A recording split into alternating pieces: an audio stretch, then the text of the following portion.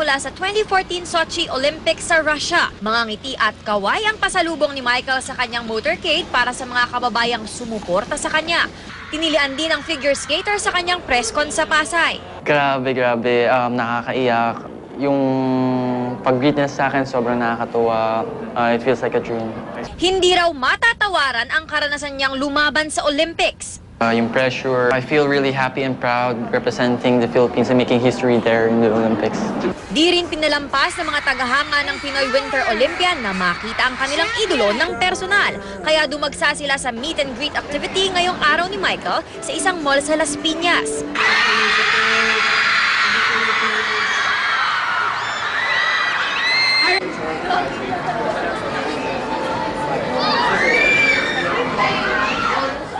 Sa harap nila, muling ipinamalas ni Michael ang kalibre bilang Winter Olympian. Sobrang saya po. Kahapon po galing pa po kami sa MOA. Naghintay rin po kami doon para ma-meet siya. Sobrang bait po niya, ang galing niya mag-accommodate ng mga fans niya. Sobrang down to earth.